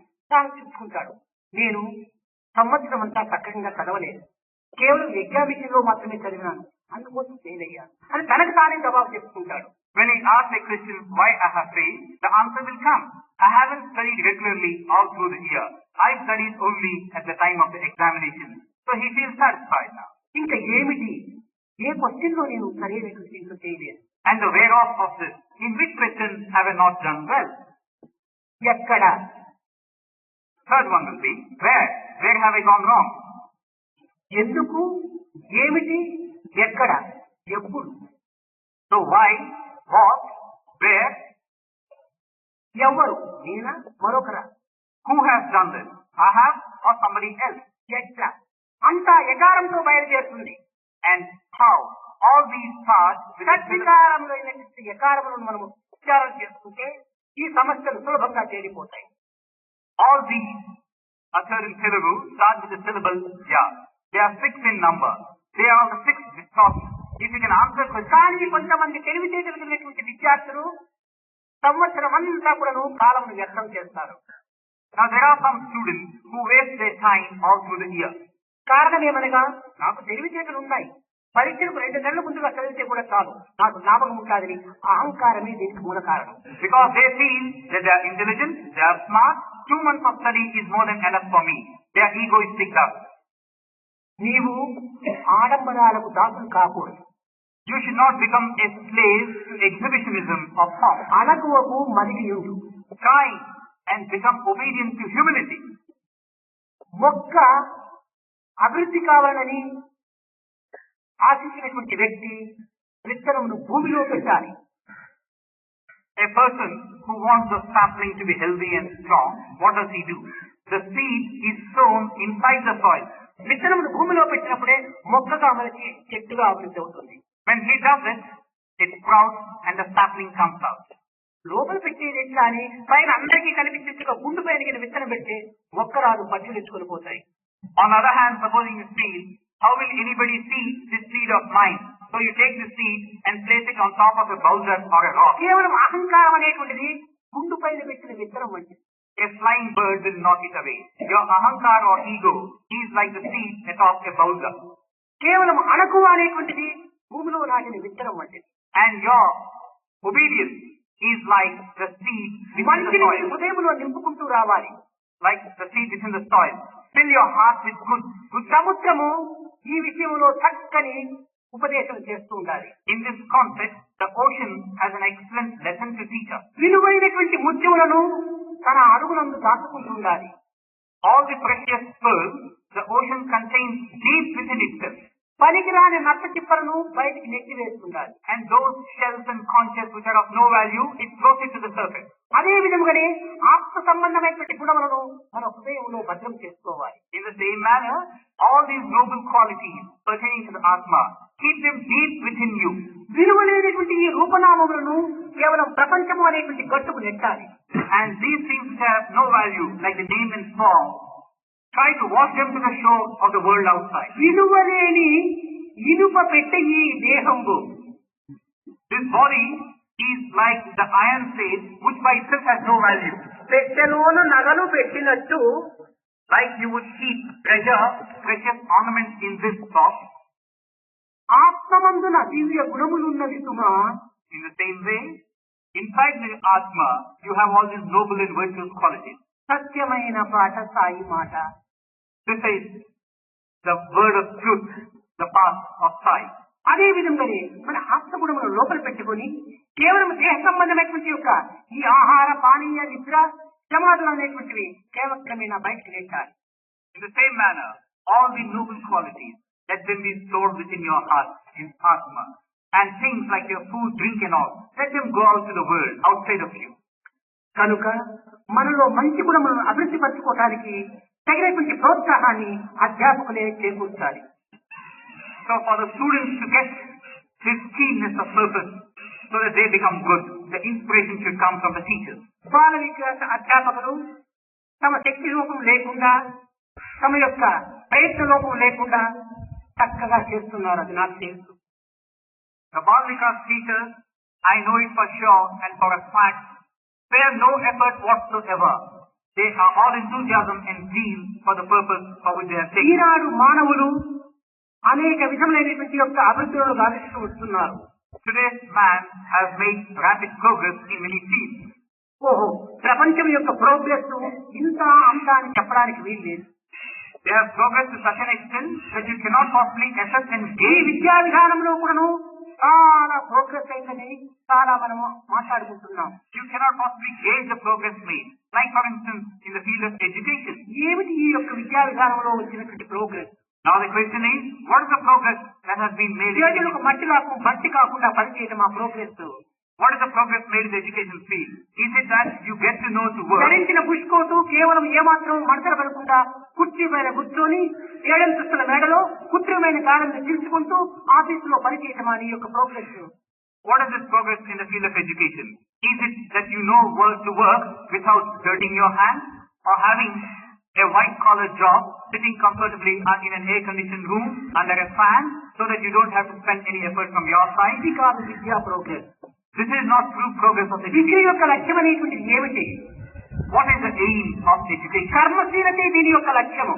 Purity of action. That is the aim. పరిష్కారములు కేవలము అనేక రకములుగా క్రోడీకరణ చేసుకొని తన యొక్క తలలో చేసుకోవటం కాదు విద్యా progress. Gathering of facts and accumulating them in the mind is not education. ఒక జీవనదికి ఆనకట్ట కట్టి జలమును నిలబెట్టడం అనేటువంటిది కేవలము ఆ నిలబెట్టి ఇమిడిపోయే నిమిత్తం కాదు. When you arrest the flow of a flowing river by building a dam, the purpose is different. ఆ నిలబెట్టినటువంటి జలమును కాలువల ద్వారా పంటకాలువలకు అందించి పంటను పండించి వంటను వండించి ఇంటికి తిని తన యొక్క జీవితంలో పోషించుకునే నిమిత్తము. The purpose of such a storage of water is, when the time comes, you build canals, you draw water from this reservoir, seed and seed the land, irrigate them, thereby grow the crop, give you food. That's the sole purpose. వస్తువు అభివృద్ధి నిమిత్తమై మనం ఆచరించేటువంటి పనులన్నీ కూడాను అధికోత్పత్తికి ఆదర్శంగా ఉంటుండాలి. Now whatever you do by way of making more and more perfect a particular thing, that certainly cannot be called progress. అంతేకాని కేవలం ఏదో ఒక డిగ్రీ తీసుకుని మనం ఏదో ఒక ఉద్యోగం కోసం సాగులాడి ఆ ఉద్యోగం చేసుకుని మన కుటుంబాన్ని పోషించుకోవటము ఇంత మాత్రమే విద్య యొక్క లక్ష్యం కాదు. If you have done something, that should be useful. That's the purpose. So that is where the utility of education comes. Not merely by taking degrees, by getting a job and taking care of our kids and kids. తెలుసుకున్న విద్యమును నేర్చుకున్న విద్యను ఆచరణలో పెట్టి సమాజంలో అభివృద్ధి మార్గానికి తగినటువంటి యొక్క పన్నాగంలో పన్నాలి. What you have learned, you must know how to put it into practice and make it useful for others in the society. ఈ విధమైనటువంటి యొక్క విద్యా విధానాన్ని సరైన మార్గంలో లోకానికి అందించేటువంటి యొక్క వ్యక్తులు ఈనాడు అత్యవసరం. The world is in dire need of such individuals who know how to translate what they have acquired in a practical way. ఈ విద్యతో పాటు మానవత్వాన్ని కూడా అభివృద్ధి పరచుకోవాలి. Along with this education, one should also give due regard to one's own progress inwardly. ఈ విద్య నేర్చినంత మాత్రమున ఇది కేవలము ఒక మానవత్వం అని అనిపించుకోదు. Merely getting education does not mean you are living like a man. ఈ విద్యను నేర్పిస్తే పచ్చిపట్టి మృగాలు కూడా నేర్చుకుంటాయి. If you are to teach the animals and the birds and the beasts, they too can pick up a few things. Circus లోపల ఈ యొక్క మృగాలకంతా కూడా ఎన్ని విద్యలు నేర్పుతున్నారో మీరు తెలుసు కదా. Like for instance, are you not aware of the fact that in a circus, these animals are taught these skills and they gain them to perfection? కోతి కూడా cycle తొక్కుతుంది. Like for instance, a monkey can ride a bicycle. మనిషి కూడా cycle తొక్కుతాడు. A man also does the same. మనిషిని కోతనేక అవుతుందా, లేక కోతిని మనిషినేక అవుతుందా? So can you call man a monkey or monkey a man? కాదు. ఇక్కడ మ్యాన్ కైండ్ ఉండేటువంటిది మనిషి, అక్కడ మంకీ కైండ్ ఉండేటువంటిది అక్కడ కోతి. No. What is essentially man, you call him man. What is essentially monkey, you call it monkey. కనుక దాని గుణములు దానికి ఉన్నాయి, ఈ గుణములు నీకున్నాయి. అంతేగాని విద్య నేర్చినంత మాత్రమున ఒక మనిషి అనిపించుకోవడానికి వీలు కాదు. It is characterized by its own features and characteristic features. Man is characterized by his own set of qualities. కనుకనే దీనికి విద్యతో పాటు దీనికి హ్యూమన్ వాల్యూ, ఈ మనిషిని యొక్క విలువలు అనేటువంటి దీనికి జోడుగా చేయాలి. So your education does not rest at this point. Even as it acquires these skills, try to get this essential knowledge that you are something different. విద్య కేవలం ఒక negative. Your education is like a negative force. ఈ యొక్క మానవత్వం యొక్క దివ్యత్వమైనటువంటి శక్తులు ఇదే positive. And the very essential nature of man's being, that is like the positive. మానవత్వం అనేటువంటి శక్తులు లేకుండా కేవలము నెగిటివ్ అనేటువంటి యొక్క ఈ విద్య ఉంటే ప్రయోజనం ఏమి? Minus the qualities essential to man, what is the use of having this negative vibe? ఈ రెండింటి యొక్క ఏకత్వం వచ్చేసి దివ్యమైనటువంటి మార్గంలో విద్యార్థులను ప్రవర్తింపచేయాలి. Bring the negative and positive together, and then that is the right royal way for the students to travel. మొట్టమొదటి విద్యార్థులలో సత్యమును పలికేటువంటి యొక్క మార్గం చూపించాలి. The first path to be shown to the students is the path of truth. సత్యం నాస్తి పరో ధర్మ. నాయన భవనం కడుతున్నావు, ఈ గోడలు కాదు నీకు ప్రధానము, గోడలకు కింద ఉన్నటువంటి పునాది నీకు ఆధారం అని చెప్పాలి. There is no greater dharma than truth. Son, you are building a mansion. The walls are not important. The foundation is important. ఈ విధమైనటువంటి సత్యమును చెప్పటము పరులను చూసి ఏ విధమైనటువంటి యొక్క అలక్ష్యపరచకుండా, అగౌరవపరచకుండా, మర్యాదగా, గౌరవంగా, హంబులుగా వారిని గౌరవించటము నేర్పించాలి. Tell them this truth.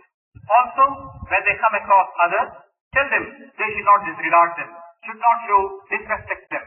Instead, they should revere them, regard them, and treat them in a proper way. బాబు, మొట్టమొదటి నీవు తల్లిదండ్రులను గౌరవించు అనేటువంటి యొక్క బోధన చేయాలి. Son, treat your parents with reverence and show them the respect that కారణమేమనగా నీ రక్తము, నీ తిండి, నీ బట్ట, నీ దేహము అంతా తల్లిదండ్రుల యొక్క గిఫ్ట్, వాళ్ళ యొక్క ప్రసాదమే. The reason, the blood that you have, the food that you eat, the clothing that you have, everything that you have is due to them. కనుక ఏదో కింద పడినటువంటి టవల్ని ఎవరైనా అందించేది థ్యాంక్స్ అంటాం మనం. Now here, supposing a piece of cloth has fallen down, somebody picks it up for you. We say thanks. ఈ చిన్నది నీ ఖర్చేపు నీకు అందించినందుకు నీవు థ్యాంక్స్ అంటే వాళ్ళ రక్తాన్ని నీకు అందించినందుకు తల్లిదండ్రులకు thanks చెప్పనక్కర్లేదా? Now here is what you have done. Somebody has handed down to you a piece of cloth belonging to you, and you say thanks. Here are the parents who have given so much to you. Your ఈ జన్మకే మూల కారణం తల్లిదండ్రులు. They are the main cause by your birth. What will you give them? కనుక వారికి నీవు ప్రసన్నులు గావించు, వారిని నీవు గౌరవించు అనేటువంటి విషయాలు అధ్యాపకులు విద్యార్థులకు మొట్టమొదటి నేర్పాలి. So the teachers must tell the students, show this respect and gratitude to the parents. పిల్లవాడు చెప్పచ్చు, నేను పెద్దవాడయ్యాను, నేను గ్రాడ్యుయేట్ అయిపోయినాను, నేను ఇంక వారిని గౌరవించనక్కర్లేదు, ఎప్పుడు చిన్న పిల్లల మాదిరి వాళ్ళకి పోయి అడగబడి ఉంటారా అని అనవచ్చును ఆవడం. Now the child might say, or the grown-up one may say, I have become a graduate now, I have got a job of my own. Do I have to go every moment and keep saying that I should be showing my gratitude to them? కానీ ఈ graduate అనేటువంటిది తప్పక నీకే ప్రమాదం తెప్పిస్తుంది. So supposing you are not grateful to them, you are the one who is going to come to harm later on. ఇది ఎక్కడంటే ఒక చిన్న కథ. Now you might ask, how is this? ఒక గ్రాడ్యుయేట్ మరొక గ్రాడ్యుయేట్ అనేది గర్ల్ని పెళ్లి చేసుకోవాలని ఆశించాడు. Here is a small story to illustrate this. One graduate student wanted to marry a graduate girl. విద్యాహీనమైనటువంటి గర్ల్ నాకు అక్కర్లేదన్నాడు, పట్టుపట్టాడు. Now this person said, I don't want to marry an uneducated girl. సరే, అదృష్టవశాత్తు వెతికినారు తల్లిదండ్రులు, ఆ గ్రాడ్యుయేట్ అయినటువంటి గర్ల్ని మెడకు కట్టారు. So the parents looked around and fortunately they could find somebody, a girl who was a graduate. ఆ గర్ల్ తన ఇంటికి వచ్చింది. So they married them both and the girl came to the house of this person. ఒక తెల్లవారే లేచి కూర్చున్నారు వరండాలో ఇద్దరు కుర్చీల పైన. One fine morning they were sitting in the veranda on a couple of chairs. ఈ బాయ్ చెప్పాడు, my dear go prepare for coffee for మీ అన్నాడు. Then the husband said, my dear, go and prepare a cup of coffee for me. ఆ బిడ్డ చెప్పింది, you are a graduate and I am a graduate, why don't you prepare coffee for me? The girl shot back, you are a graduate, I am a graduate. Why don't you go and prepare a cup of coffee for me? మొదటి దినం పెళ్లి అయినప్పుడు నేను graduate, నా wife graduate, my life is entire happiness అన్నాడు. అప్పుడు Now on the day of the marriage, this young man said, I am a graduate, my wife is a graduate, my life is one of happiness through and through. ఈ మాట wife వచ్చేటప్పటికి my life is entire darkness అన్నాడు. And the moment he heard this answer from his wife, he quickly changed his sentence. My life ఈ is one of చదువు darkness. అనేటువంటి ఇంత అహంకారాన్ని పెంచుతూ వస్తుంటారు. He said, my life is one of darkness. So this is his ego. ఇలా అహంకారాన్ని పెంచేటువంటి చదువు కాదు, చెత్త చదువు. This education, which has no purpose whatsoever, is absolutely useless. కేవలము వినయ విధేయతలను పెంచాలి. So education should be such as to అప్పుడు ఈ develop, పిల్లవాడు నా తల్లిదండ్రులకు నేను ఎందుకు గౌరవించాలన్నప్పుడు మనం చెప్పాలి ఆ యొక్క విద్యార్థి. should be such as to develop humility and obedience. If the student were to ask you, why should he respect his parents? You must answer him thus. బాబు, నీవు ఏ యొక్క క్రియను ఆచరిస్తున్నావో ఏ యొక్క మాటలు నువ్వు పలుకుతున్నావో, ఏ యొక్క చర్యలలో నీవు చరిస్తున్నావో, ఇవన్నీ కూడా భవిష్యత్తులో రియాక్షన్, ఫీల్డ్ అండ్ రిఫ్లెక్షన్, దీని యొక్క ఫలితము నీకు అందుకోవాల్సి వస్తుంది అని చెప్పాలి. You must tell the students, son, every word of yours, every thought of yours, every deed of yours is bound to have a reaction, reflection, result at a future date. And what you are doing now is bound to come back to you at a later date. ఎట్టి తిండు అట్టి దేవు, The type of food determines the taste of the ఎట్టి belt. విత్తనము అట్టి మొక్క. The taste of belt. As you sow, so shall you reap. ఈనాడు నీవు నీ తల్లిదండ్రులను ప్రసన్నులు చేసి వారిని సంతోషపరిచినప్పుడే రేపటి దినము నీ బిడ్డలు నిన్ను అదే విధంగా గౌరవించి ప్రసన్నులు చేస్తారు. If you strive now to make your parents happy and joyful, your children in turn at a later date will make an effort to make you happy and pleased. కనుక ఈనాడు నీ తల్లిదండ్రుల యొక్క కంటి నీరు కార్పించితివా రేపటి దినం నీ బిడ్డలు నిన్ను అదే కంటి నీరు కార్పిస్తారు. If you are the cause of the tears of your parents today, your children will be the cause of tears which you will have to shed tomorrow. కనుక నీవు వర్తమానంలో నీవు ఏమి చేతువో భవిష్యత్తులో దీన్ని అనుభవిస్తావు. కనుక నీ వర్తమానంలో మంచి చెయ్యి, భవిష్యత్తులో మంచిని అనుభవించమని పిల్లలకు బోధించాలి. So what you are doing at the present, you will have to reap at a future date. So you do good now, you will reap good at a future date. పెద్దలు ఎవరినైనా కూడా గౌరవించేటువంటి ఒక విధానాన్ని పిల్లలకు నేర్పించాలి. Give the students such lessons. The students should be told to respect elders and other elderly people. ఈ విధమైనటువంటి విధేయతనే మానవత్వంలో మొదటి సోపానం. This is the first step in the process of gaining humility and obedience. ఇంకా మన యందు ఉన్నటువంటి యొక్క ప్రవర్తనను సత్య ప్రవర్తనగా ఉంటుండాలి. Then we come to our behavior, a behavior patterned after truth. మంచి వారిని చూసి అధికులను చూసి మనం ఆనందించినప్పుడే మనకు కూడాను అట్టి స్థానం మనకు ఏనాడైనా కూడా లభించడానికి అవకాశం ఉంటుంది. When you look at good people, we feel happy. When we look at those who are superior to us, we feel happy. That's the way of ourselves becoming that at a ఆనందముతో, అనుకూలముతో, భోగములతో తులతూగుతున్నటువంటి వ్యక్తులను చూసి మనము అసూయ పడరాదు. Now those people who are given to ways of happiness and joy, we should not be envious of them. నీకు తినడానికి తిండి లేకపోయినను, ఉండడానికి కొంప లేకపోయినను, కట్టడానికి బట్ట లేకపోయినను అటువంటి వారిని చూసి ఈ జగత్తులో ఏదో అందరూ నా మాదిరి లేదు, కొంతమంది అయినా మంచివారు ఉన్నారు అని సంతోషించినప్పుడు తప్పక నీకు ఆ సంతోషమే నీకు కూడా మంచి స్థాయిని చెప్పింది. You may not have food to eat, a roof to shelter you, or clothing properly.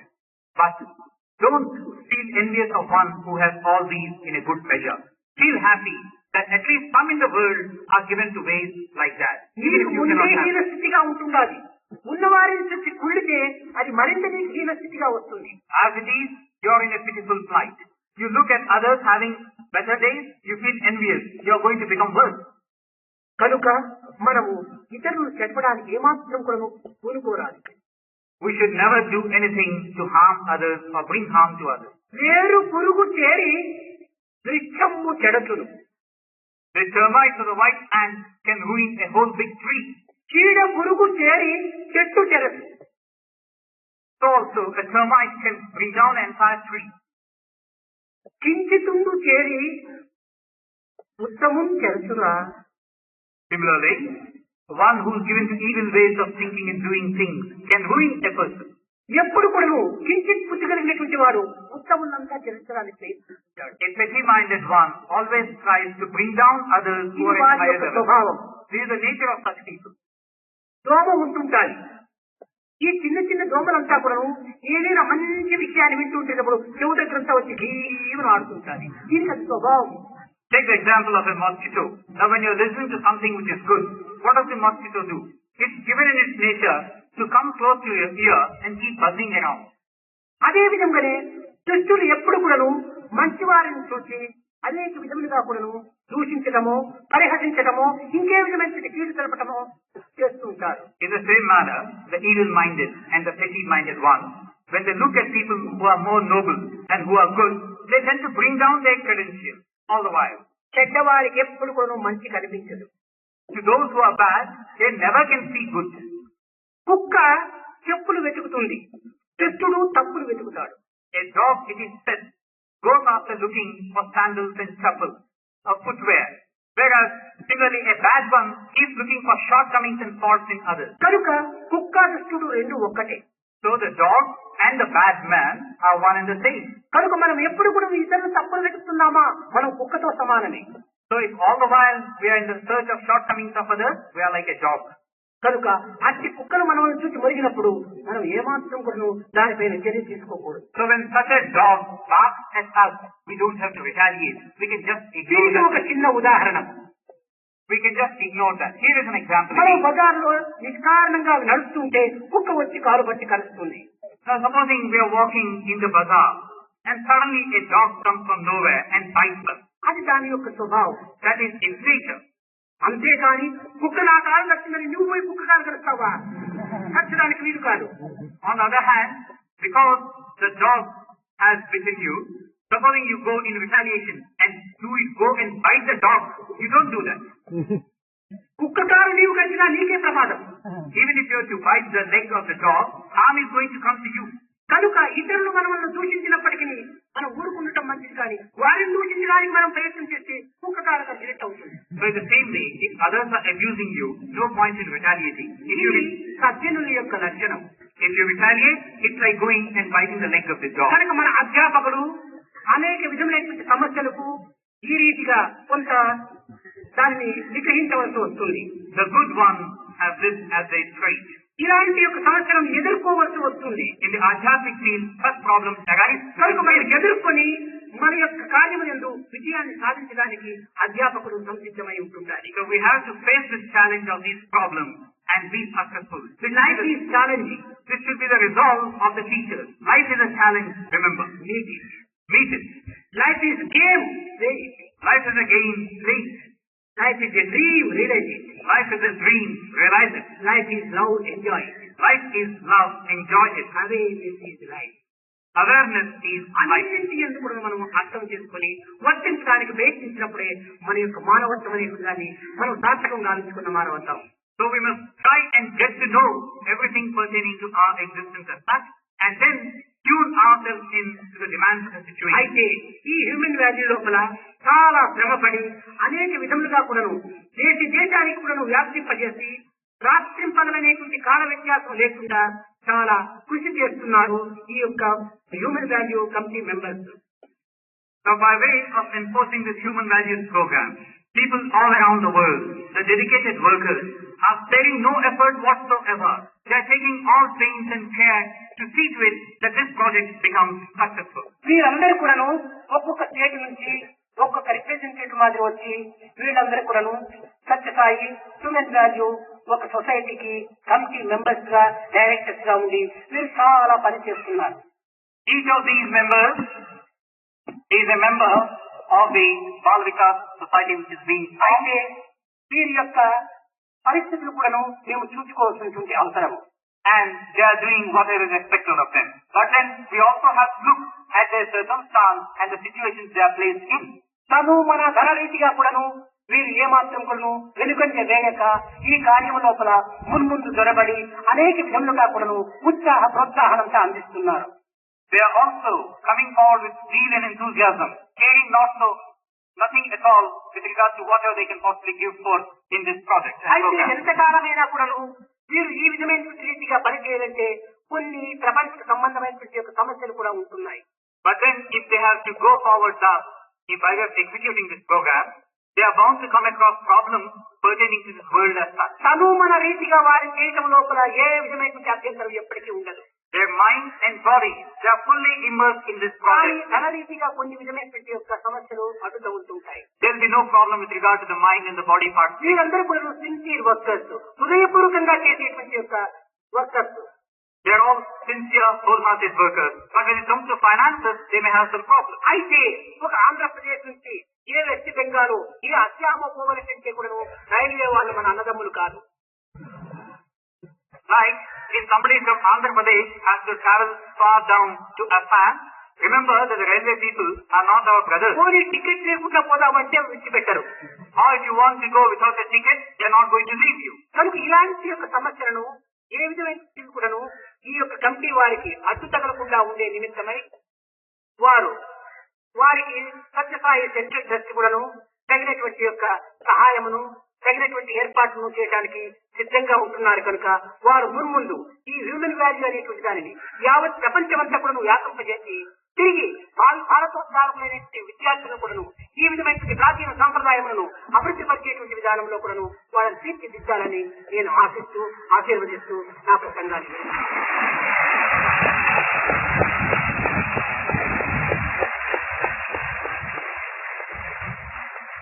So a small thing like financial constraints shouldn't come in the way of the zeal and enthusiasm of such active work.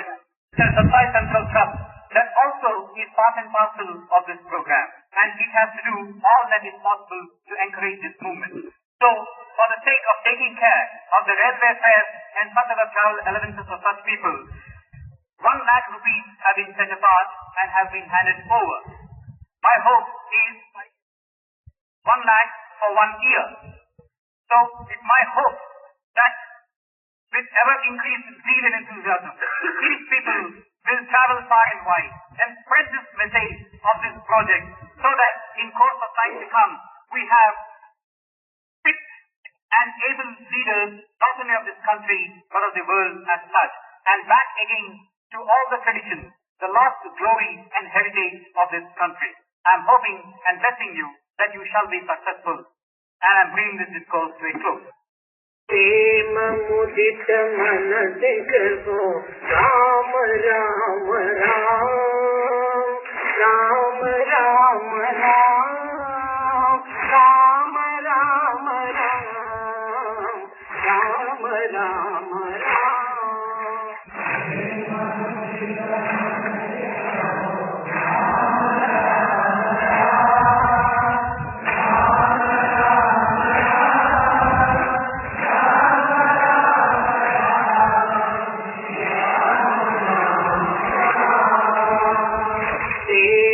मुदित मन देखो राम राम राम राम राम राम राम राम राम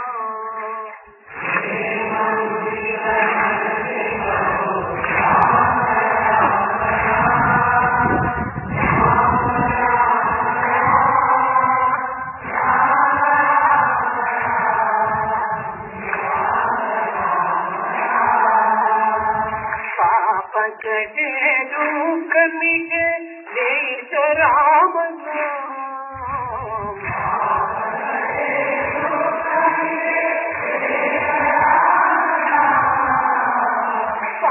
पकड़े दुख मिटे देश राम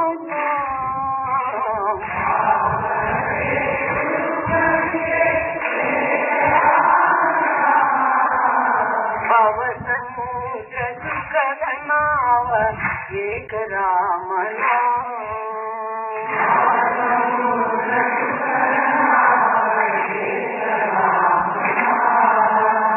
भव समुद्र सुखद नाव एक राम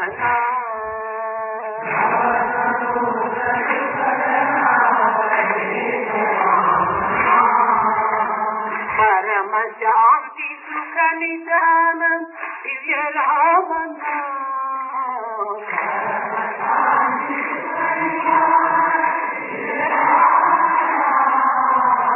परम शांति सुख निधान दिव्य राम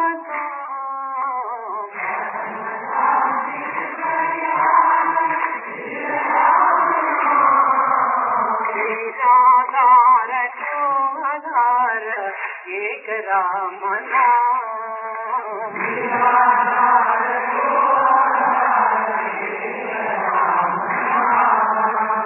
परम गोप्य परम दिव्य मंत्र राम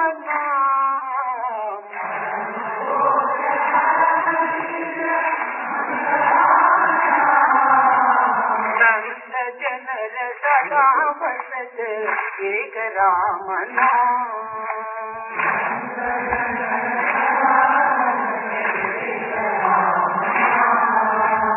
माता पिता बंधु सखा सही राम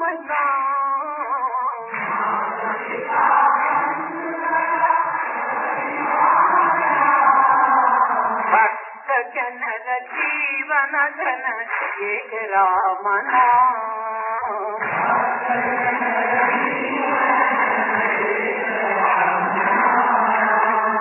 भक्त जनर जीवन धन एक राम नाम